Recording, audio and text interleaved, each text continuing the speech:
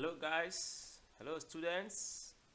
This is senior college mathematics. Topic of discussion is fractions. Okay. Lesson 1, introduction. Want to look at introduction to the concept of fractions. Okay. Before we continue, for updates, follow Voice of Petakus via YouTube at PetakusEduCom. To do that, subscribe to this channel, like this video, share it to your friends, your classmates. Facebook fb.me/PetakusEduCom, Instagram at PetakusEC, Telegram t.me/PetakusEduCom. All these platforms will get you updated what is going on from time to time in Petakus education community. Okay, so let's look at fraction. A fraction is the number obtained when one number, the numerator, is divided by another number, denominator. So you get a fraction when numerator divide denominator. The fraction 3/7 means 3 divided by 7, where 3 is numerator, you can see there, 7 is denominator, then you have division line. So division line, division sign, they all play the same function. Okay, fractions are used to describe parts of quantities. For example, look at this shape. If you count the whole shape is divided into 7 portions or 7 parts, while 3 parts are shaded.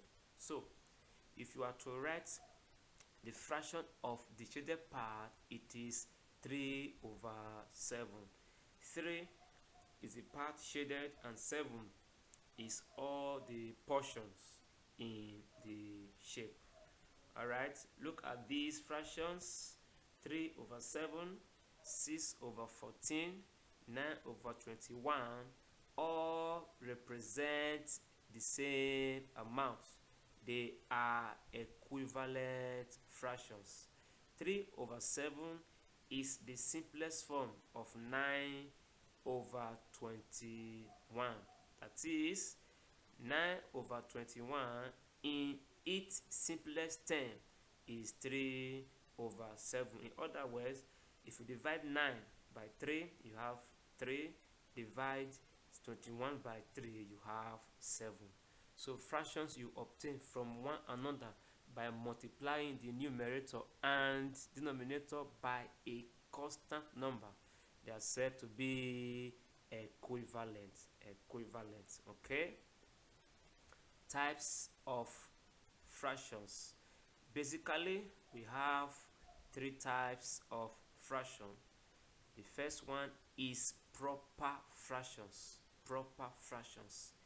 In this type of fraction, the numerator is always less than denominator. So in proper fractions, the numerator is smaller while the denominator is bigger. Some examples are 1/2, 2/5, 29/73, 1001/5000, and 37. If you check all these fractions, the numerator is always less or smaller than the denominator. The second type is improper fractions. In this type of fraction, the numerator is always greater or bigger than the denominator. So in improper fraction, the numerator is larger while the denominator is smaller. Some examples are 3/2, 6/5, 976/50. If you check all these fractions, the numerator is always greater or bigger or larger than the denominator. Okay. The third type of fraction is mixed fractions. Mixed fractions. This is the sum of a whole number and a proper fraction. In other words, when you combine a whole number and a proper fraction, what you get, that combination is called mixed fractions. Some examples are 1 whole number 2 over 3, 6 whole number 5 over 7, 210 whole number 3 over 8, 7,789 whole number 4 over 5. You can see the combination of a whole number and proper fraction. That result is a mixed fraction. It's a mixed fraction. Okay. All mixed fractions can be converted to improper fractions. In other words, you can change mixed fractions to improper fractions. To do that, we have a simple rule, and the rule is that you multiply denominator by the whole number, you add it to the numerator, and divide by the denominator.